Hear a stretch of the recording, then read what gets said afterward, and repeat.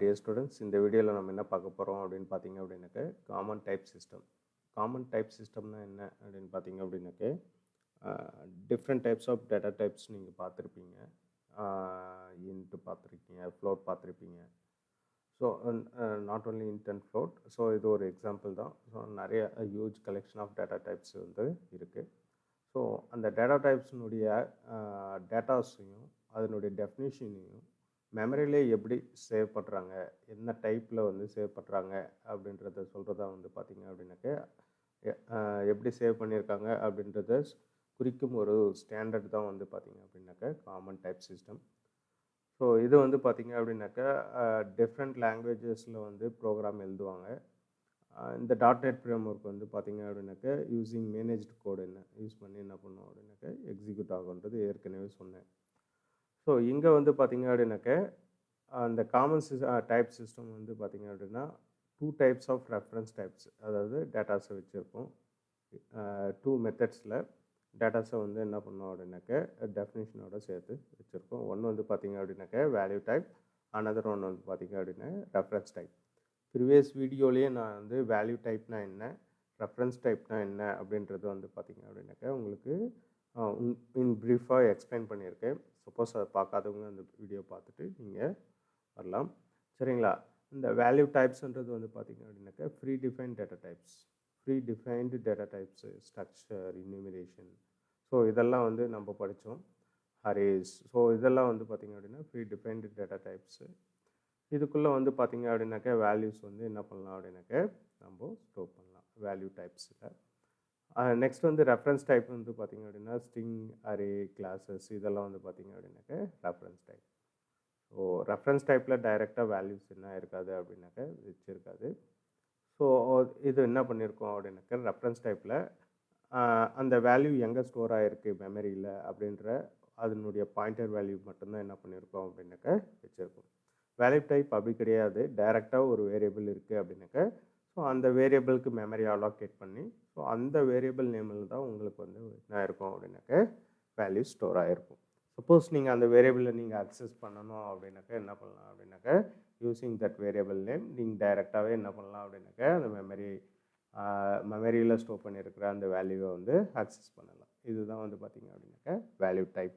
இதை பற்றி டீட்டெயிலாக உங்களுக்கு வந்து நான் ப்ரீவியஸ் வீடியோவில் எக்ஸ்பிளைன் பண்ணியிருக்கேன், செக் பண்ணிக்கோங்க. நெக்ஸ்ட் வந்து பார்த்திங்க அப்படின்னா இந்த சிடிஎஸ் என்னென்ன பண்ணோம் அப்படின்றது தான் ஸ்டெப்ஸ், ஃபங்க்ஷன்ஸ் ஆஃப் சிடிஎஸ். இது வந்து பார்த்திங்க அப்படின்னாக்க .NET வந்து ஏற்கனவே சொல்லியிருக்கோம். மல்டிபிள் லாங்குவேஜால் நம்ம என்ன பண்ணலாம் அப்படின்னா ஒரு அப்ளிகேஷனை உருவாக்கலாம் அப்படின்னு சொல்லியிருக்கல. ஸோ இந்த மல்டிபிள் லாங்குவேஜில் யூஸ் பண்ணுற எல்லா டேட்டாஸ் அண்டு டெஃபினிஷன்ஸையும் என்ன பண்ணோம் அப்படின்னாக்க அதுக்கு தேவையான மெமரிஸை வந்து எந்த மாதிரி வடிவில் சேவ் பண்ணியிருக்கோம் அப்படின்றத வந்து அது டீட்டெயில்டாக என்ன பண்ணோம் அப்படின்னாக்க அதுக்குள்ளே ஸ்டோர் ஆகிருக்கும். சரிங்களா? இந்த சிடிஎஸ்ன்றது வந்து பார்த்திங்க அப்படின்னாக்க மல்டிபிள் லாங்குவேஜை பயன்படுத்தி நம்ம என்ன பண்ணிக்கலாம் அப்படின்னாக்க டேட்டா டிஃபைன் பண்ணலாம். அதே மாதிரி வேல்யூஸ் என்ன பண்ணலாம் அப்படின்னாக்க ஸ்டோர் பண்ணலாம். சரிங்களா? ஸோ ஹைலி ப்ரோக்ராம் எக்ஸிக்யூஷன், அதாவது என்ன உயர்தரமான ப்ரோக்ராம் எக்ஸிக்யூஷன் மற்றும் பாதுகாப்பான டேட்டா டைப்புகளை சிடிஎஸ் தருகிறது. டேட்டா டைப்ஸாக அந்த டேட்டா டைப்ஸில் ஸ்டோர் பண்ணுற வேல்யூஸ் ப்ளஸ் வந்து பார்த்திங்கன்னா டெஃபினிஷன்ஸ் வந்து ரொம்ப பாதுகாப்பாகவே இருக்கும். அதுக்கு வந்து பார்த்திங்கன்னா சிடிஎஸ் ரொம்ப யூஸ்ஃபுல்லாக இருக்குது. சரிங்களா? அதுதான் மீனிங். அடுத்தது வந்து பார்த்திங்க அப்படின்னா இது வந்து ஆப்ஜெக்ட் முறையில்ன்றதுனால கோடு எழுது வசதி தருகிறது. அதாவது ஆப்ஜெக்ட் முறையில் கோடிங்கை நீங்கள் என்ன பண்ணலாம் அப்படின்னாக்க எழுதிக்கலாம். அதே மாதிரி ஒரு மொழியில் எழுதப்பட்ட கோடை மற்றொன்றில் பயன்படுத்தி கொள்ளும் வசதியை தருகிறது. அதாவது ஒரு ஒன் லாங்குவேஜில் நீங்கள் ஒரு அப்ளிகேஷன் டெவலப் பண்ணிங்க அப்படின்னாக்கா அதில் இருக்கிற கோடிங்கை வந்து அனதர் லாங்குவேஜில் நம்ம என்ன பண்ணலாம் அப்படின்னாக்கா யூஸ் பண்ணிக்கலாம். ஒவ்வொரு லாங்குவேஜுக்கும் different types of data types இருக்குது. ஸோ அந்த டேட்டா டைப்பை யூஸ் பண்ணி தான் நீங்கள் என்ன பண்ண முடியும் அப்படின்னாக்க எக்ஸிக்யூட் பண்ண முடியும். ஸோ ஒரு லாங்குவேஜில் இருக்கிற டேட்டா டைப் வந்து அனதர் லாங்குவேஜுக்கு என்ன பண்ண முடியாது அப்படின்னாக்க யூஸ் பண்ண முடியாது அப்படின்றது சொல்லியிருக்காங்க. சரிங்களா? அதே மாதிரி மெம்பர் விசிபிலிட்டி அப்படின்னு சொல்லியிருக்காங்க. ஒரு கிளாஸில் ஒரு வேரியபிள் யூஸ் பண்ணுறீங்க, இல்லை மெம்பர்ஸ் யூஸ் பண்ணுறீங்க அப்படின்னா, அனதர் கிளாஸ்லேயே நீங்கள் என்ன பண்ணிக்கலாம், நம்மளுக்கு யூசர் டிஃபைன்டு நம்ம என்ன பண்ணிக்கலாம் அப்படின்னாக்கா டிஃபைன் பண்ணிக்கலாம். அனதர் கிளாஸில் அந்த வேரியபிள் யூஸ் பண்ணலாமா வேண்டாமா அப்படின்ட்டு. ஸோ அதனால் என்ன ஆகுது அப்படின்னாக்க நாம்ளே ஒரு ரூல்ஸ் செட் பண்ணிக்கலாம். நம்ம ஒரு எழுதுகிற ப்ரோக்ராமுக்கு நாமளே என்ன பண்ணிக்கலாம் அப்படின்னா ரூல் செட் பண்ணிக்கலாம். ஒரு கிளாஸ்லேருந்து அனதர் கிளாஸ்க்கு டேட்டா ஷேர் பண்ணலாமா வேண்டாமா அப்படின்றது. ஸோ அந்த விசிபிலிட்டிஸ் ஆக்சஸ் கண்ட்ரோல் இருக்கிறதுனால ஸோ சிடிஎஸ் வந்து பார்த்திங்க அப்படின்னாக்க ஒரு முக்கியமான வேலை இந்த மாதிரி மெம்பர்ஸை வந்து கண்ட்ரோல் பண்ணுறது. சரிங்களா? இந்த வேலிட் ஆஃப் ரெஃபரன்ஸ் டைப் சொல்லிட்டேன். நெக்ஸ்ட் வந்து பார்த்திங்கன்னா காமன் லாங்குவேஜ் ஸ்பெசிஃபிகேஷன். அந்த .NET ஃப்ரேம்வொர்க்கில் வந்து பார்த்திங்க அப்படின்னாக்கா சிஎல்ஆர் வந்து பார்த்திங்கன்னாக்க எல்லா வித அடிப்படை வசதிகளையும் கொண்டுள்ள மொழிகளின் தொகுப்பு சிஎல்எஸ் எனப்படும். அதாவது .NET ஃப்ரேம்வொர்க்கில் உள்ள சிஎல்ஆரின் எல்லா விதமான அடிப்படை வசதிகளையும் கொண்டுள்ள மொழிகளின் தொகுப்பு சிஎல்எஸ் எனப்படும். அதாவது ஏற்கனவே சொல்லியிருக்கேன், .NET ஃப்ரேம்வொர்க் வந்து அகைன் நான் மறுபடியும் சொல்கிறேன், .NET வந்து மல்டி லாங்குவேஜை வந்து சப்போர்ட் பண்ணும். அதாவது மோர் தென் ஒன் லாங்குவேஜில் நீங்கள் அப்ளிகேஷன்ஸ் வந்து டெவலப் பண்ணி ரன் பண்ணலாம். சரிங்களா? ஸோ அப்படி என்னென்ன லாங்குவேஜஸ்னால் விபி, C#, J# இது மாதிரி எல்லாம் சொல்லியிருந்தேன்ல. ஸோ இந்த மாதிரி செய்கிறதுக்கு வந்து சிஎல்எஸ்ன்றது வந்து ரொம்ப யூஸ்ஃபுல்லாக இருக்குது. ஸோ சிஎல்எஸ் ரூல்ஸை சாட்டிஸ்ஃபை பண்ணி தான் நம்ம என்ன பண்ணோம் அப்படின்னாக்க இந்த விபி, C# இதில் இருக்கிற கோடிங்ஸ் எல்லாம் நம்ம என்ன பண்ணோம் அப்படின்னாக்க எழுதணும். ஸோ இதை யூஸ் பண்ணி நம்ம என்ன பண்ணலாம் அப்படின்னாக்க யூஸ்ஃபுல் அப்ளிகேஷன்ஸை வந்து நம்ம உருவாக்கலாம். Applications it maybe web application or Windows application. சரிங்களா? அந்த காமன் டைப் சிஸ்டம் எப்படி இருக்கும் அப்படின்னு பார்த்தீங்க அப்படின்னாக்க இந்த மாதிரி ஸ்ட்ரக்சரில் இருக்கும். சரிங்களா? டிஃப்ரெண்ட் லாங்குவேஜில் எழுதும். ஸோ எழுதுவோம் அப்ளிகேஷன். ஸோ அந்த டிஃப்ரெண்ட் லாங்குவேஜில் உள்ள சிஸ்டம் வந்து அட் த ரன் டைமில் என்ன பண்ணோம் அப்படின்னாக்க சிஎல்எஸ் அதனுடைய ரூல்ஸை சாட்டிஸ்ஃபை பண்ணால் தான் .NET ஃப்ரேம்வொர்க்கில் வச்சு நம்ம என்ன பண்ண முடியும் அப்படின்னாக்க எக்ஸிக்யூட் பண்ண முடியும். சரிங்களா? அதுதான் ஏற்கனவே சொன்னேன்ல, அதாவது ஒரு லாங்குவேஜ், அதாவது C# உள்ள ஒரு அன்அசைன்டு இன்ட் அப்படின்றது வந்து பார்த்திங்க அப்படின்னா அன்சைன்டு இன்ட்டுன்ற ஒரு டேட்டா டைப் வந்து அனதர் லாங்குவேஜில் இருக்கும் அப்படின்றது சொல்ல முடியாது. ஸோ அதுவே அந்த அன்சைன்டு இன்ட்டு டேட்டா டைப்பை VB.NETல நீங்கள் VB.NETல வந்து பார்த்திங்க அப்படின்னாக்கா யூஸ் பண்ணோம் அப்படின்னாக்க முடியாது. ஸோ ஒவ்வொரு லாங்குவேஜுக்கும் வந்து பார்த்திங்க அப்படின்னாக்கா தனித்தனியான அதாவது டேட்டா டைப்ஸ் உண்டு. ஸோ அந்த டேட்டா டைப்ஸுக்கு அந்த மாதிரி தான் என்ன ஆகும் அப்படின்னாக்க எக்ஸிக்யூட் பண்ண முடியும். ஸோ ஒரு லாங்குவேஜில் இருக்கிற டேட்டா டைப்ஸ் அனதர் லாங்குவேஜில் நீங்கள் டைரெக்டாக யூஸ் பண்ண முடியாது அப்படின்னு சொல்லியிருக்காங்க. சரி, அதே மாதிரி பார்த்திங்க அப்படின்னாக்க ஒரு .NET ஃப்ரேம்வொர்க்கில் வந்து பார்த்திங்க அப்படின்னாக்க ஒவ்வொரு லாங்குவேஜுக்கும் சின்டெக்ஸ் வேறு டிஃப்ரெண்ட் சின்டெக்ஸ் வந்து இருக்கும். ஸோ ஒவ்வொரு லாங்குவேஜுக்கும் நீங்கள் ப்ரோக்ராம் எழுதும் போதே நீங்கள் ப்ரோக்ராம் எக்ஸிக்யூட் பண்ணும்போதோ அல்லது எக்ஸிக்யூட் பண்ணும்போது இல்லை ரைட் பண்ணும்போது நீங்கள் பாருங்கள், ஈச் அண்ட் எவ்ரி லைனுக்கு கொடுத்த உடனே உங்களுக்கு வந்து பார்த்திங்க அப்படின்னாக்க கோடு எக்ஸிக்யூட் ஆகி அங்கே எரர் மெசேஜ் காட்டும். ஒவ்வொரு லைனுமே ஆட்டோமேட்டிக்காக கம்பைல் ஆகிடும். சிஎல்ஆர் வந்து அதை வந்து வேலையை செய்யும். சரிங்க? ஸோ அந்த சிஎல்ஆருக்கு யார் இன்ஸ்ட்ரக்ஷன் கொடுப்பாங்க அப்படின்னு பார்த்தீங்க அப்படின்னாக்கா காமன் லாங்குவேஜ் ஸ்பெசிஃபிகேஷன். ஸோ இது வந்து இதை யூஸ் பண்ணி அந்த சிஎல்எஸ்ன்றது தான் வந்து பார்த்திங்க அப்படின்னாக்க இன்ஸ்ட்ரக்ட் பண்ணும். ஸோ இந்த மாதிரியான கோடு வந்து இந்த லாங்குவேஜில் இல்லை, இந்த மாதிரி டேட்டா டைப் வந்து இந்த லாங்குவேஜில் இல்லை அப்படின்ற இன்ஃபர்மேஷன்ஸ் எல்லாம் வந்து பார்த்திங்க அப்படின்னா with the help of CLR நம்மளுக்கு வந்து காட்டும். ஸோ அங்கேயே நம்ம என்ன பண்ணிக்கலாம் அப்படின்னாக்க கரெக்ஷன்ஸை சரி பண்ணிக்கலாம். ஸோ இதுவும் ஒன் டைப் ஆஃப் அட்வான்டேஜ் தான். எல்லா ஒரு கோடிங் இருக்குது, 1000 லைன் இருக்குது அப்படின்னா ப்ரோக்ராம்ஸு, ஸோ எல்லாத்தையும் டைப் பண்ணிவிட்டு அதுக்கப்புறம் கம்பைல் பண்ணுறதுக்கு பதிலாக நீங்கள் எவ்ரி லைன் ஒவ்வொரு லைனையும் நீங்கள் டைப் பண்ணி முடிக்கும் போதே அந்த கோடிங் வந்து சிஎல்எஸ் ரூல்ஸ் படி இருக்கா அப்படின்றத பார்த்துட்டு, ஸோ அது இருந்துச்சு அப்படின்னாக்கா ஓகே நெக்ஸ்ட் போயிடும். அப்படி இல்லை அப்படின்னாக்க அப்படி இல்லை சிஎல்எஸ் ரூல்ஸை சாட்டிஸ்ஃபை பண்ணல அப்படின்னாக்கா என்ன ஆகும் அப்படின்னாக்கா மறுபடியும் என்ன பண்ண சொல்லும் அப்படின்னாக்கா அந்த கோடிங்கில் கரெக்ஷன்ஸை சேஞ்ச் பண்ண சொல்லும். ஸோ இதுதான் வந்து பார்த்திங்க அப்படின்னாக்கா சிஎல்எஸ். ஸோ சிஎல்எஸ்ன்றது என்னன்னு பார்த்திங்க அப்படின்னா காமன் லாங்குவேஜ் ஸ்பெசிஃபிகேஷன். சரிங்களா? நம்ம நான் ஏற்கனவே நிறைய ப்ரோக்ராம்ஸ் எழுதியிருக்கேன். ஸோ டிஃப்ரெண்ட் லாங்குவேஜஸ் உள்ள ப்ரோக்ராம்ஸும் உங்களுக்கு எக்ஸாம்பிளில் கொடுத்துருக்கேன், சொல்லியிருக்கேன். ஸோ இந்த ப்ரீவியஸ் வீடியோஸ் நீங்கள் யாராச்சும் பார்க்கல அப்படின்னாக்கா அந்த வீடியோஸ் எல்லாம் பார்த்துட்டு நீங்கள் வாங்க. நெக்ஸ்ட் டாபிக் வந்து பார்த்தீங்க அப்படின்னாக்கா அசம்பிளி. ஸோ அசம்பிளின்னா என்ன, ஸோ அது எதுக்காக யூஸ் ஆகுது, அடுத்தது வந்து நேம் ஸ்பேஸ் அப்படின்னா என்ன அப்படின்றத இப்போ பார்க்கலாம்.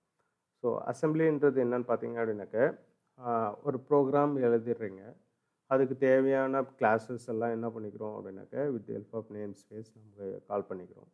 ஸோ கால் பண்ணி ரெஃபரன்ஸ் கொடுத்துட்டு பின்னாடி என்ன ஆகும் அப்படின்னாக்க அந்த ரெஃபரன்ஸ்னுடைய குரூப் ஆஃப் ஃபைல்ஸை தான் நீங்கள் என்ன சொல்லுவீங்க அப்படின்னாக்க அசம்பிளி அப்படின்னு சொல்லுவீங்க.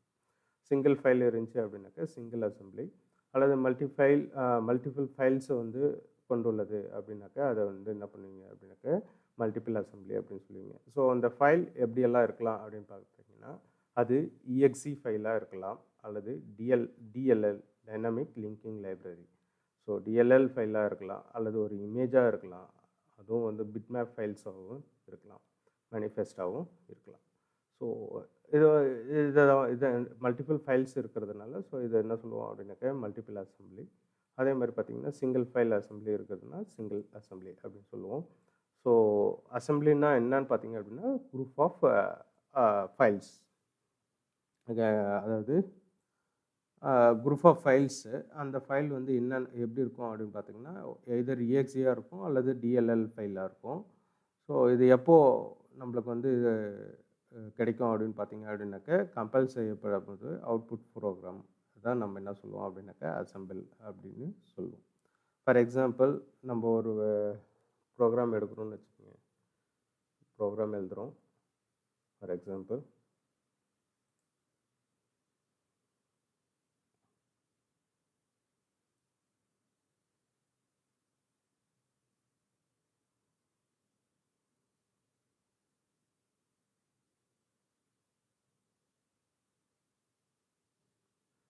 ஜஸ்ட் அ செகண்ட், ஓப்பன் ஆகிட்டுருக்கு. ஸோ அந்த ப்ரோக்ராம் எழுதிட்டு நம்ம ரன் பண்ணுவோம். ரன் பண்ணும்போது பார்த்திங்க அப்படின்னாக்க ஒரு செட் ஆஃப் ஃபைல்ஸ் வந்து என்ன ஆகும் அப்படின்னாக்கா உருவாகும். ஸோ அந்த செட் ஆஃப் ஃபைல்ஸ் தான் நீங்கள் என்ன சொல்லுவீங்க அப்படின்னாக்க அசம்பிளி அப்படின்ட்டு சொல்லுவீங்க. ஸோ இதனுடைய பாத் வந்து பார்த்திங்கனாக்கா டெஸ்க்டாப்பில் ஹலோ வேர்ல்டு, டெஸ்க்டாப்பில் டெஸ்ட்டு டிபி அப்படின்னு இருக்குது அப்படின்னு சொல்லியிருக்காங்க இதனுடைய பாத். ஸோ இந்த பாத் எங்கே இருக்குது அப்படின்னு பார்த்தீங்க அப்படின்னாக்க டெஸ்க்டாப்பில் ஹலோ வேர்ல்டு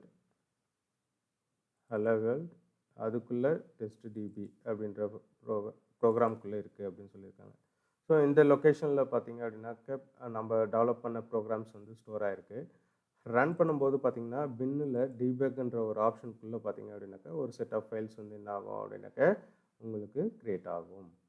ஈச் டைம் நீங்கள் ரன் பண்ணும்போது இந்த ப்ரோக்ராம்ஸ் வந்து என்ன ஆகும் அப்படின்னாக்கா ரீப்ளேஸ் ஆகும். ஒவ்வொரு தடையும் நீங்கள் கம்பைல் பண்ணி ரன் பண்ணும்போதும் இந்த ஃபைல்ஸ் வந்து க்ரியேட் ஆகும். ஸோ இதை தான் நீங்கள் என்ன சொல்லுவீங்க அப்படின்னாக்க அசம்பிளி அப்படின்னு சொல்லுவீங்க. சரிங்களா? ஃபார் எக்ஸாம்பிள் இங்கே ரன் பண்ணுறேன் அப்படின்னா, ஃபார் எக்ஸாம்பிள் நான் என்ன பண்ணுறேன் அப்படின்னா இது ப்ரீவியஸாக இருக்கிறத என்ன பண்ணுறேன் அப்படின்னாக்கா டெலீட் பண்ண ட்ரை பண்ணுறேன். ஆகுமான்னு தெரில, ஏன்னா ஓப்பனில் இருக்க அப்ளிகேஷன் கண்டிப்பாக ஆகாது, ஸ்கிப். ஓகே, இந்த ஒரு ஃபைலை தவிர மீது எல்லாமே என்ன ஆயிடுச்சு அப்படின்னாக்க இங்கே ரன் ஆகிடுச்சு. நல்லா லிசன் பண்ணுங்கள். இப்போ நான் என்ன பண்ண போகிறேன் அப்படின்னாக்க இந்த ப்ரோக்ராமை ரன் பண்ண போகிறேன். ஸோ ரன் பண்ணுறேன் அப்படின்னாக்க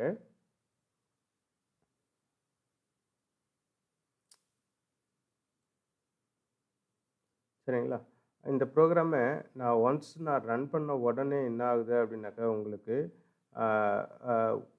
ஒரு செட் ஆஃப் ப்ரோக்ராம்ஸ் ஒரு ஃபைல்ஸ் வந்து க்ரியேட் ஆகுது பார்த்தீங்களா இங்கே ஆட்டோமேட்டிக்காக. ஏன்னா இதை டெலீட் பண்ணிட்ட பின்னாடியும் நம்மளுக்கு என்ன ஆகுது அப்படின்னாக்கா இங்கே ஒரு செட் ஆஃப் ஃபைல் வந்து இங்கே வருது. ஸோ இது வந்து பார்த்திங்க அப்படின்னாக்கா எய்தர் இது வந்து பார்த்திங்க அப்படின்னாக்கா அப்ளிகேஷன் EXE ஃபைலாக இருக்கலாம், XML ஃபைல்ஸாக EXE ஃபைலாக இருக்குது, ஒரு சிலது வந்து பார்த்திங்க அப்படின்னாக்கா மேனிஃபெஸ்ட் ஃபைலாக இருக்குது, அப்ளிகேஷனாக இருக்குது. ஸோ இந்த மாதிரி பார்த்திங்கன்னா டிஃப்ரெண்ட் ஃபைல்ஸ் வந்து என்ன ஆகும் அப்படின்னாக்கா உங்களுடைய ரெஃபரன்ஸ் தகுந்தாப்பில் உங்களுக்கு க்ரியேட் ஆகும், பின் ஃபோல்டருக்குள்ளே க்ரியேட் ஆகும். ஸோ அதை தான் நீங்கள் என்ன சொல்லுவீங்க அப்படின்னாக்கா அசம்பிளி அப்படின்ட்டு சொல்லுவீங்க.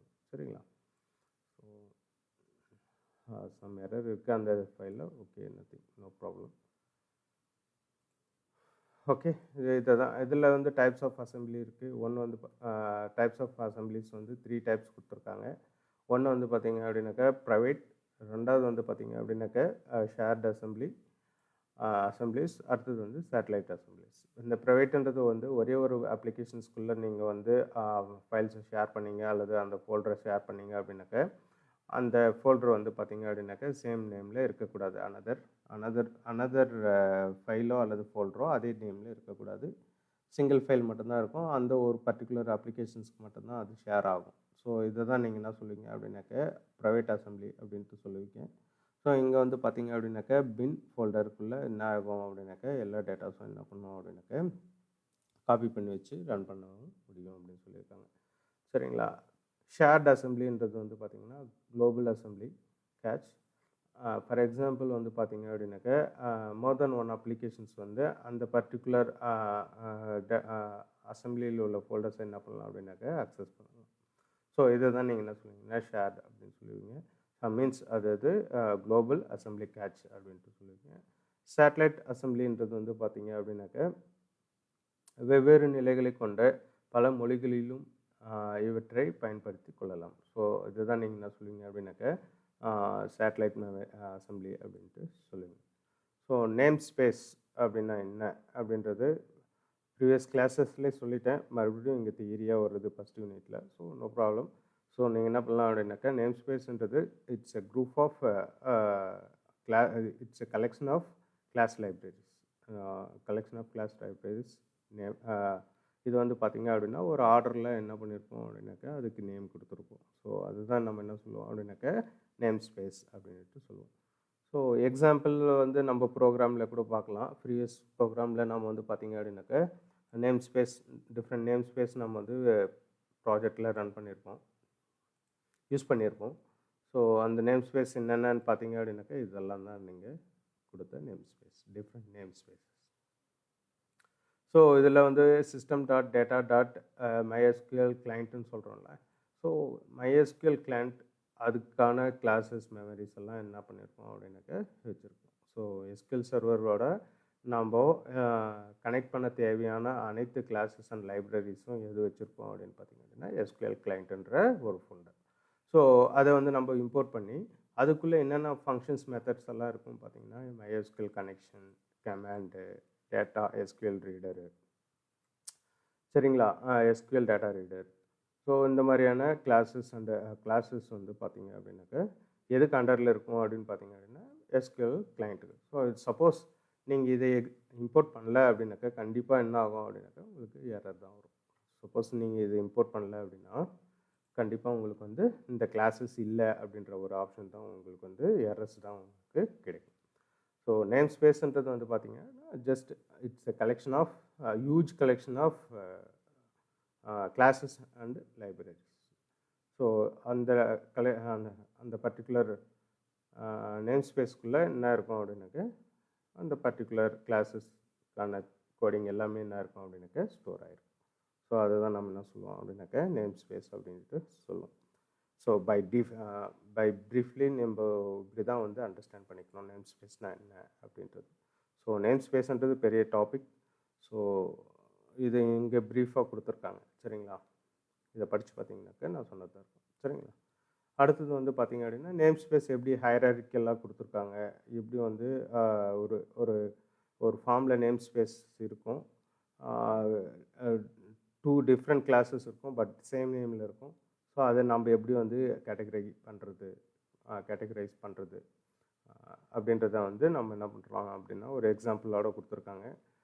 ஃபார்ம்னு ஒரு கிளாஸ் இருக்குது. அதே மாதிரி பார்த்திங்க அப்படின்னாக்க புதுசாக நீங்கள் ஒரு நீங்கள் ஒரு ஃபார்ம் ஆட் பண்ணாலோ அதுக்கும் ஃபார்ம் தான் க்ரியேட் ஆகும். ஸோ இந்த மாதிரி இருக்கும் கேசஸில் வந்து பார்த்திங்க அப்படின்னாக்க system.windows.forms.form அப்படின்னு ஒன்றும், அதே மாதிரி system.windows.web.service.form அப்படின்னு ஒரு பேர்லேயும் நான் இருப்போம் அப்படின்னாக்க டிஃப்ரெண்ட் ஃபார்ம்ஸாக வந்து என்ன ஆகும் அப்படின்னாக்க க்ரியேட் பண்ணி ஐடென்டிஃபை பண்ணிக்கலாம், சரிங்களா. ஸோ அந்த நேம் ஸ்பேஸ்க்கான டயக்ராம்ஸ் நிறையா இருக்குது. ஸோ ஹியூஜ் கலெக்ஷன், அதான் சொன்னேன். நேம் ஸ்பேஸ்ன்றது வந்து பார்த்திங்க அப்படின்னாக்க huge collection of classes and class libraries, சரிங்களா.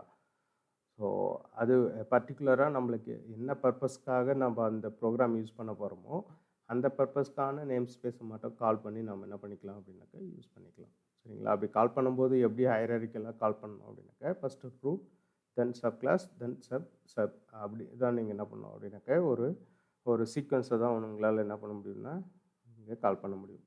So system.xml. ஸோ system.xml வந்து எக்ஸ்எம்எல் ரிலேட்டடாக நீங்கள் ஒரு ப்ரோக்ராம் எழுதுறீங்க, யூஸ் பண்ணுறீங்க, எக்ஸ்எம்எல் வந்து பேக்கெண்டாக யூஸ் பண்ணுறீங்க அப்படின்னா, ஸோ அப்போது அந்த மாதிரி this type of name space வந்து உங்கள் ப்ரோக்ராம்குள்ளே இந்த இடத்துல நீங்கள் என்ன பண்ணணும் அப்படின்னாக்க யூஸ் பண்ணிக்கலாம். சரிங்களா? For example using system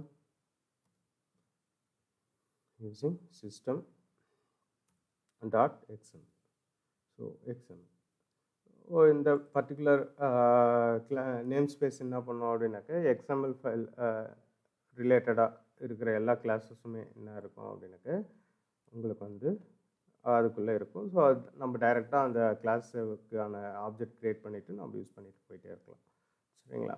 so இது வந்து ஒன் டைப் ஆஃப் அட்வான்டேஜ் தான். இது வந்து பார்த்திங்க அப்படின்னாக்க huge collection of pre defined class libraries இருக்கிறதுனால ப்ரோக்ராமர் ஒவ்வொன்றுத்துக்கும் ப்ரோக்ராம் தனித்தனியாக எழுதணும்னு அவசியம் கிடையாது.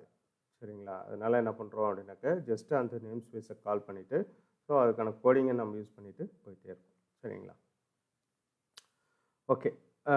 இதில் வந்து சம் மோர் எக்ஸாம்பிள்ஸ் கொடுத்துருக்காங்க. டேட்டா இருக்குது, OLEDB இருக்குது, OLEDB object linking and embedding databases like Microsoft access எல்லாம் இருக்குல்ல, ஆக்சஸ் எக்ஸல் இருக்குல்ல. ஸோ இந்த மாதிரியான டேட்டா டைப்ஸ் எல்லாம் பேக்கெண்டை வந்து நம்ம என்ன பண்ணிக்கலாம் அப்படின்னாக்கா எஸ்கியூஎல், அதாவது நம்ம இம்ப்ளிமெண்ட் பண்ணுற, அதாவது நம்ம க்ரியேட் பண்ணுற ஆப்ஜெக்ட்குள்ளே ப்ரோக்ராம்குள்ளே கொண்டு வரணும் அப்படின்னாக்க ஸோ இந்த கிளாஸ் லைப்ரரிஸை தான் நம்ம என்ன பண்ணணும் அப்படின்னாக்க யூஸ் பண்ணணும். மீன்ஸ் நேம் ஸ்பேஸ் இதில் வந்து பார்த்திங்க அப்படின்னா எது சொல்லுவோம் அப்படின்னாக்க system.data.oled. எஸ்கியூஎல் கிளைண்ட்டுன்றது வந்து பார்த்திங்கன்னா MySQL சர்வரை கனெக்ட் பண்ணுறதுக்கான ஒரு நேம் ஸ்பேஸ். windows.formன்றது வந்து ஸோ இந்த மாதிரி ஃபார்ம்ஸ் எல்லாம் யூஸ் பண்ணுறோம் பார்த்திங்களா, இதில் இருக்கும் கண்டிப்பாக windows.formsன்னு இருக்கும். ஸோ இந்த இதில் வந்து பார்த்திங்க அப்படின்னா windows.forms இந்த ஃபார்ம் யூஸ் பண்ணுறோம்ல, இந்த ஃபார்ம். ஸோ அதுக்கான கோடிங்ஸ், இதுக்கான கிளாஸ் லைப்ரரிஸ் ஃபுல்லாகவே என்ன இருக்கும் அப்படின்னாக்கா இதுக்குள்ளே இம்ப்ளிமெண்ட் ஆகிருக்கும். சரிங்களா?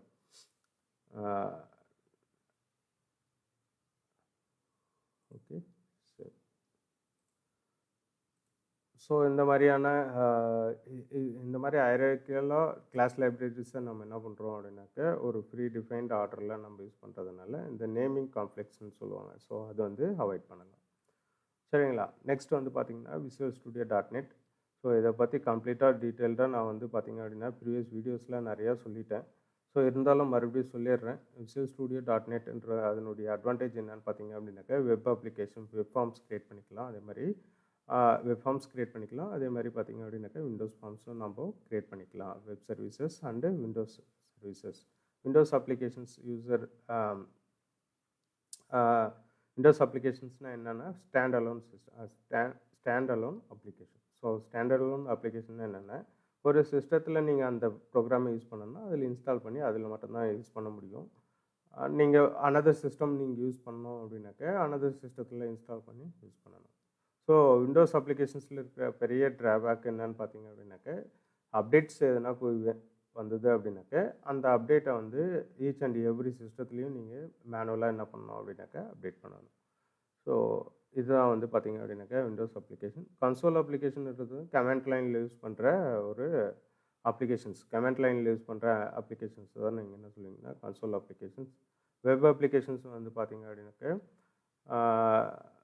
வெப் பேஜஸ் வந்து அதுக்குள்ளே இருக்கும். ஸோ இதை வந்து with the help of internet நம்ம என்ன பண்ணிக்கலாம் அப்படின்னாக்க எனிவேர், ஆக்சஸ் எனிவேர், நம்ம எங்கேருந்து வேணுனாலும் என்ன பண்ணிக்கலாம் அப்படின்னாக்க அதை ஆக்சஸ் பண்ணிக்கலாம் with the help of web browser and internet. சரிங்களா? வெர்ச்சுவல் இன்ஹெரிட்டன்ஸ்ன்றது என்னென்னு பார்த்தீங்க அப்படின்னாக்க ஒரு ஃபார்மை வந்து நம்ம என்ன பண்ணிடலாம் அப்படின்னா பொதுவாக ஒரு இடத்துல நம்ம டிக்ளேர் செஞ்சு வச்சுட்டு ஸோ அந்த பர்டிகுலர் ஃபார்மை வந்து நம்ம என்ன பண்ணிக்கலாம் அப்படின்னாக்க எந்த பிற அப்ளிகேஷன்ஸ்லேயும் நம்ம என்ன பண்ணிக்கலாம் அப்படின்னாக்க இன்ஹெரிட் பண்ணி நம்ம யூஸ் பண்ணிக்கலாம். ஸோ அதுதான் நம்ம என்ன சொல்கிறோம் அப்படின்னா வெர்ச்சுவல் இன்ஹெரிட்டன்ஸ்னு சொல்கிறாங்க. ஸோ அடுத்தது வந்து local help and online help அப்படின்னு சொல்லியிருக்காங்க. ஸோ டைப் பண்ணும்போது உங்களுக்கு ஏதாச்சும் ஹெல்ப் வேணும் அப்படின்னாக்க நீங்கள் என்ன பண்ணலாம் அப்படின்னாக்கா இங்கே ஹெல்ப்ன்ற ஆப்ஷன் இருக்குது. ஸோ நீங்கள் இதை வந்து கண்ட்ரோல் எஃப் வியூ ஹெல்ப் அப்படின்ட்டு கொடுத்தீங்க அப்படின்னா, ஸோ இந்த பர்டிகுலர் லைன் நீங்கள் எங்கே வச்சுருக்கீங்களோ அந்த லைனுக்கான ஹெல்ப் வந்து உங்களுக்கு வந்து இதர் ஆன்லைன்லேயும் கிடைக்கும், அதே மாதிரி பார்த்தீங்க அப்படின்னாக்கா ஆஃப்லைன்லேயும் கிடைக்கும். ஸோ இதில் ஏகப்பட்ட சி ஷார்ப் கோடிங்கை பற்றி இது மாதிரியான டாக்குமெண்டேஷன்ஸ் இருக்கும். நம்மளுக்கு தேவையானதை நம்ம என்ன பண்ணிக்கலாம் அப்படின்னாக்க பார்த்து யூஸ் பண்ணிக்கலாம். ஸோ டிஃப்ரெண்ட் லாங்குவேஜஸ், டிஃப்ரெண்ட் ஒவ்வொரு லாங்குவேஜுக்கும் ஒவ்வொரு டாக்குமெண்டேஷன்ஸ் இருக்கும். ஸோ இதை பார்த்து நம்ம என்ன பண்ணிக்கலாம் அப்படின்னாக்கா யூஸ்ஃபுல்லாக படித்து தெரிஞ்சுக்கலாம். அதுதான் என்ன சொல்கிறாங்க அப்படின்னாக்க இந்த இடத்துல நம்ம புக்கில் வந்து local help and local online help அப்படின்னு சொல்லியிருக்காங்க. அப்ளிகேஷன் நம்ம டெவலப் பண்ணும்போது நம்மளுக்கு எதுனா தேவைப்பட்டால், உதவி தேவைப்பட்டால் என்ன பண்ணிக்கலாம் அப்படின்னாக்க நம்ம எய்தர் லோக்கலாகவும் நம்ம என்ன பண்ணிக்கலாம் அப்படின்னா அதை ஃபைண்ட் அவுட் பண்ணிக்கலாம், அதேமாதிரி ஆன்லைன் மூலமாகவும் நம்ம என்ன பண்ணிக்கலாம் அப்படின்னாக்க அதை ஃபைண்ட் அவுட் பண்ணிக்கலாம். அதுக்கு தான் வந்து அதை கிளிக் பண்ணி பார்த்தேன். சரிங்களா, அந்த எக்ஸாம்பிள். நெக்ஸ்ட் வந்து பார்த்தீங்க அப்படின்னாக்கா edit time error notification. Edit time error நோட்டிஃபிகேஷன்ன்றது என்னன்னு பார்த்தீங்க அப்படின்னாக்க நம்ம எடிட்ன்றது டைப் பண்ணும்போது edit time. So for example நான் என்ன பண்ணுறேன் அப்படின்னாக்க COM ஈக்குவல் டு கனெக்ஷன் அப்படின்னு கொடுக்குறேன். கனெக்ஷன் கனெக்ஷன் சம்திங் நான் என்ன பண்ணுறேன் அப்படின்னாக்க இங்கே கொடுக்குறேன் கனெக்ஷன் அப்படின்னு நான் என்ன பண்ணுறேன்னா கொடுத்துட்டு க்ளோஸ் பண்ணுறேன். ஸோ இந்த டைமில் பாருங்கள் உங்களுக்கு ஆட்டோமேட்டிக்காகவே எரர் வந்து உங்களுக்கு வந்து இங்கே ஒரு ஐடென்டிஃபை பண்ணுது. ஸோ நீங்கள் வந்து தவறாக ஏதோ கொடுத்துருக்கீங்க, அது சரி பண்ணுங்க அப்படின்னு சொல்லுது. ஸோ இந்த மாதிரி எடிட் டைமில் நம்மளுக்கு என்ன காட்டும் அப்படின்னாக்கா எரர்ஸ் காட்டுறதுனால நம்ம ஆட்டோமேட்டிக்காக என்ன பண்ணுறோம் அப்படின்னாக்கா அது என்ன எரர்ன்றது அந்த லைன் முடிவுலேயே நம்ம என்ன பண்ணிடுறோம் அப்படின்னாக்க சரி பண்ணிடுறோம்.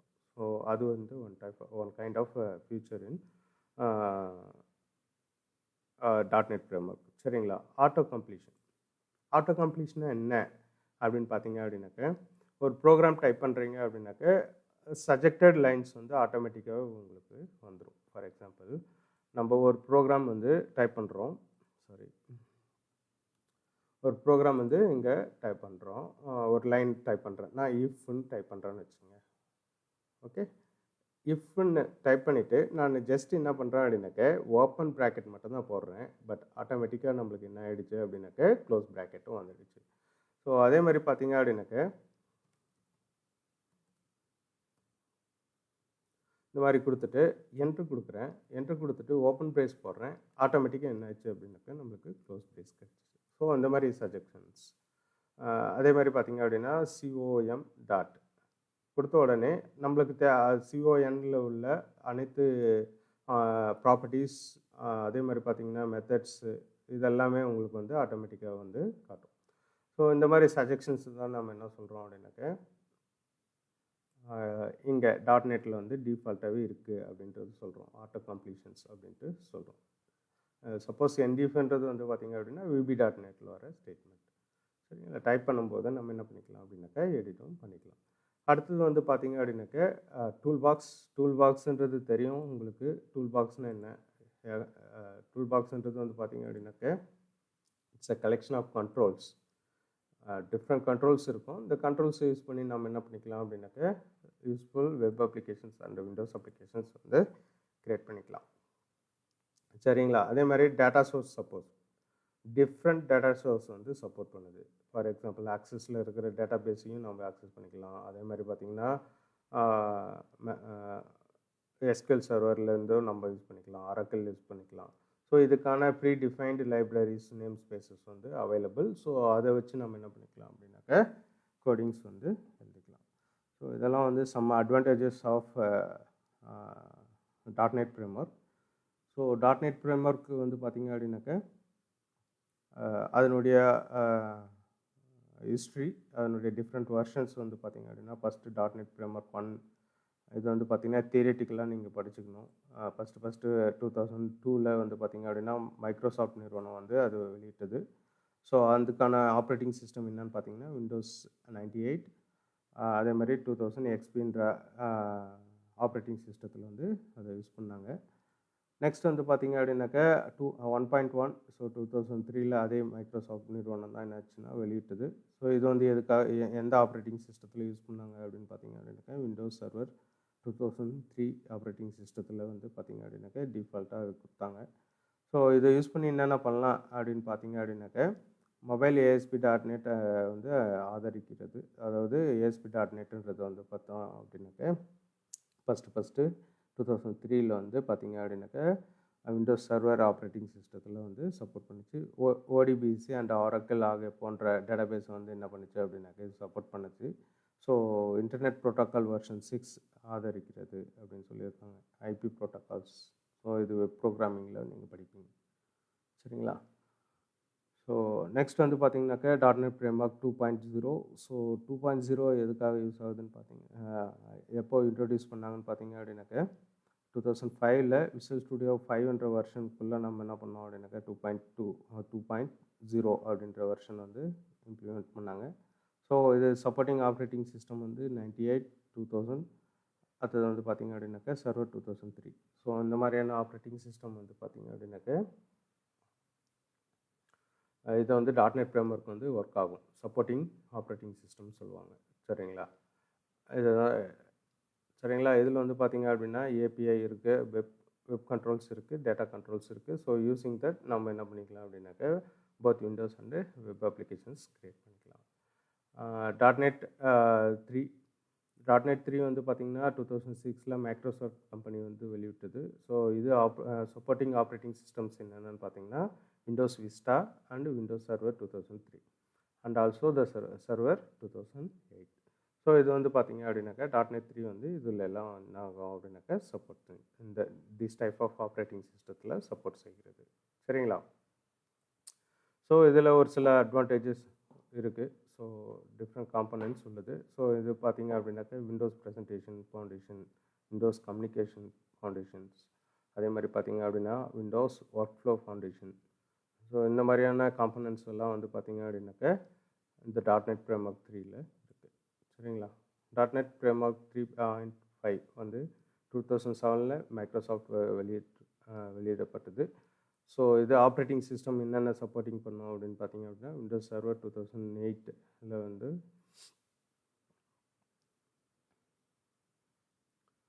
விண்டோஸ் சர்வர் 2008ல் ஒர்க் ஆகாது. பட் ஆனால் விண்டோஸ் சர்வர் 2008 R2 அப்படின்னு ஒரு வெர்ஷன் இருக்குது. ஸோ அதில் வந்து வேலை செய்யும். ஸோ இதில் C# 3.0 மற்றும் VB.NET 9 ஆகிய மொழிகளிலான பல புதிய வசதிகள் என்ன பண்ணிச்சு அப்படின்னாக்கா இதில் சேர்க்கப்பட்டுள்ளது. சரிங்களா? .NET 4 இதுவும் 2008ல் வந்து மைக்ரோசாஃப்ட் கம்பெனி வந்து வெளியிட்டது. ஸோ இதில் ஒரு சில அட்வான்டேஜஸ் இருக்குது. இதுக்கு முன்னாடி எல்லாம் இருந்த .NETலேருந்து சம் அட்வான்டேஜஸ் ஆட் பண்ணியிருக்காங்க. Parallel computing, code contract. So அதே மாதிரி பார்த்தீங்க அப்படின்னாக்க C# .NETஓ VB.NETல புதிய சேஞ்சஸ் வந்து கொண்டு வந்திருக்காங்க .NET Framework 4ல். சரிங்களா? That's all. அதுக்கப்புறம் நெக்ஸ்ட் டாபிக் வந்து பார்த்தீங்க அப்படின்னா exploring visual studio IDE. So visual ஸ்டூடியோவில் நம்ம எப்படி வந்து ஃபார்ம் ஓப்பன் பண்ணுறது அப்படின்றது ஏற்கனவே நிறைய எக்ஸாம்பிள்ஸில் பார்த்துட்டோம். ஸோ சேம் தான் இங்கே வந்து பார்த்திங்க அப்படின்னாக்கா ரிப்பீட் ஆகிருக்கும். எப்படி how to create windows application and windows web அப்ளிகேஷன்ஸ்ன்றது தான். ஸோ இதை பற்றி நம்ம ஏற்கனவே ப்ரீவியஸ் கிளாஸஸில் நிறைய தடவை பார்த்துட்டோம். ஸோ அதனால் நான் என்ன பண்ணுறேன் அப்படின்னாக்கா டைரெக்டாக ஸ்கிப் பண்ணுறேன். ஸோ ஒரு விசுவல் ஸ்டூடியோன்னு எடுத்துக்கிட்டிங்க அப்படின்னாக்கா இதில் சர்வர் எக்ஸ்ப்ளோரர் விண்டோ, நெக்ஸ்ட் வந்து டூல் பாக்ஸ், அடுத்தது data source, solution explorer, properties window. So ஒரு கண்ட்ரோல் எடுத்திங்கன்னா இதுக்கான ப்ராப்பர்ட்டிஸ் இது இங்கே இருக்கும். ஸோ இதில் ஈவெண்ட்ஸு, ஸோ டிஃப்ரெண்ட் ஈவெண்ட்ஸு, இது ப்ராப்பர்ட்டிஸ். சரிங்களா? இந்த மாதிரியான விண்டோஸ் எல்லாம் இருக்குது. ஸோ யூஸிங் தட் நம்ம என்ன பண்ணிக்கலாம்னா ஒரு அப்ளிகேஷனை வந்து ஈஸியாக க்ரியேட் பண்ணிக்கலாம். அதுதான் இங்கே என்ன சொல்கிறாங்க அப்படின்னாக்கா டிஃப்ரெண்ட் ப்ராப்பர்ட்டிஸ் இருக்குது. ஃபார்ம் டிசைனர் இருக்குது. ஃபார்ம் டிசைனருன்றது வந்து பார்த்திங்கன்னா இதுதான் ஃபார்ம் டிசைனர். சரிங்களா? ஸோ இந்த இடத்துல வந்து நீங்கள் என்ன பண்ணுறீங்க அப்படின்னாக்கா ஜஸ்ட்டு இது செலக்ட் பண்ணிங்க அப்படின்னாக்கா இதுக்கான ஃபார்ம் டிசைன்ஸ் நம்மளுக்கு வந்து கிடைச்சிடும். சரிங்களா? கிளாஸ் வியூ இங்கே இருக்குது. So team explorer. So so இந்த மாதிரியான விண்டோஸ் டிஃப்ரெண்ட் விண்டோஸ் எல்லாம் வந்து அவைலபிள் இன் .NET Framework. சரிங்களா? Tool box properties window. So இதில் சொல்யூஷன் எக்ஸ்ப்ளோரரில் டிஃப்ரெண்ட் கண்ட்ரோல்ஸ் இருக்குது. என்னென்னு பார்த்தீங்க அப்படின்னா ரெஃப்ரெஷ் இருக்குது, வியூ கோட், டிசைனர்ஸு, வியூ கோடு, ப்ராப்பர்ட்டிஸு, ஷோ ஆல். ஸோ இந்த மாதிரியான ஃபார் எக்ஸாம்பிள் இந்த இடத்துல சொல்யூஷன் எக்ஸ்ப்ளோரர் இருக்குது. ஸோ இதில் பார்த்தீங்க அப்படின்னா டிஃப்ரெண்ட் செட்டிங்ஸ் இருக்குது. இது வந்து ப்ராப்பர்ட்டிஸ். ஸோ இதனுடைய ப்ராப்பர்ட்டிஸ் கிடைக்கும் நம்மளுக்கு. அடுத்தது வந்து ஷோ ஆல் ஃபைல்ஸ்ன்றது வந்து பார்த்திங்க அப்படின்னாக்க எல்லா ஃபைலையும் உங்களுக்கு காட்டும். ஸோ ரெஃப்ரெஷ் இது. ஸோ இந்த மாதிரி கண்ட்ரோல்ஸ் இருக்குது. ஸோ இந்த கண்ட்ரோல்ஸ் யூஸ் பண்ணி நம்ம என்ன பண்ணிக்கலாம் அப்படின்னாக்க நம்ம சொல்யூஷன் எக்ஸ்ப்ளோரில் இருக்கிற ஃபைல்ஸை மேனேஜ் பண்ணிக்கலாம். சரிங்களா? அதுதான் இங்கே சொல்லியிருக்காங்க. ஸோ இது ஓல்டு வெர்ஷனில் இருக்கிற விண்டோ. ஐ திங்க் இது வந்து பார்த்திங்க அப்படின்னா 2008 விசுவல் ஸ்டுடியோ 2008 விண்டோ போட்டிருக்காங்க நம்ம எக்ஸாம்பிளில். சரிங்களா? ஸோ அதுக்கு சாஃப்ட்வேர் ரெக்குயர்மெண்ட்ஸ் என்ன இருக்கணும் அப்படின்னு பார்த்தீங்க அப்படின்னாக்க இது இப்போ ரொம்ப old version XP server 2000. So இந்த மாதிரியெல்லாம் சொல்லி கொடுத்துருக்காங்க. அதே மாதிரி ஹார்ட்வேர் ரெக்குயர்மெண்ட் என்ன இருக்கணும் அப்படின்னு பார்த்தீங்க அப்படின்னா அட்லீஸ்ட் 1 GB இருக்கணும்னு சொல்லியிருக்காங்க. பட் ரெக்கமெண்டட் வந்து பார்த்திங்க அப்படின்னா 4 GB கண்டிப்பாக டெவலப்மெண்ட்டுக்கு தேவைப்படும். சரிங்களா? ஹார்ட் டிஸ்க் 1 GB சொல்லியிருக்காங்க. ஸோ கண்டிப்பாக ஹார்ட் டிஸ்க் வந்து பார்த்திங்க அப்படின்னாக்கா இப்போ விசுவல் ஸ்டுடியோ 2013 கண்டிப்பாக உங்களுக்கு வந்து 10 GB அதுவே எடுத்துக்கும் ஆட்டோமேட்டிக்காக. மினிமம் வந்து ஒரு 120 இருக்கிறது பெஸ்ட்டு. சரிங்களா? So different versions of Visual Studio வந்து பார்த்திங்க அப்படின்னாக்கா ஸ்டாண்டர்ட் எடிஷன் அப்படின்னு ஒன்று கொடுத்தாங்க. அதுக்கப்புறம் 2005 வந்தது, அப்புறம் 2008 வந்தது, அதுக்கப்புறம் 2010, 2010, 12, அதுக்கப்புறம் இப்போ நம்ம லேபில் வந்து யூஸ் பண்ணிகிட்ருக்குது 2013, அதுக்கப்புறம் 15 வந்தது, அதுக்கப்புறம் 19 வந்திருக்கு. ஸோ டிஃப்ரெண்ட் வெர்ஷன்ஸ் இருக்குது. ஸோ அட் ப்ரெசென்ட் ரன் ஆகிட்டுருக்கு. சரிங்களா? ஸோ நெக்ஸ்ட் வந்து பார்த்திங்கன்னா .NET கிளாஸ் லைப்ரரி. ஸோ இந்த கிளாஸ் லைப்ரரி பற்றி நம்ம நேம் ஸ்பேஸ்லேயே வந்து பார்த்திங்க அப்படின்னாக்க படிச்சிட்டோம். சரிங்களா? Naming scheme, system spaces, name spaces, அடுத்தது value types, reference type, so interface type, இதை பற்றி வேல்யூ டைப்னால் என்ன, ரெஃபரன்ஸ் டைப்னால் என்ன அப்படின்றதெல்லாம் நம்ம என்ன பண்ணிட்டோம் அப்படின்னாக்க ஏற்கனவே ப்ரீவியஸ் கிளாஸஸில் பார்த்துட்டோம். சரிங்களா? ஸோ நெக்ஸ்ட் வந்து பார்த்திங்க அப்படின்னாக்க .NET ஆப்ஜெக்ட்ஸ் நெக்ஸ்ட் வீடியோவில் பார்க்கலாம். Thank you.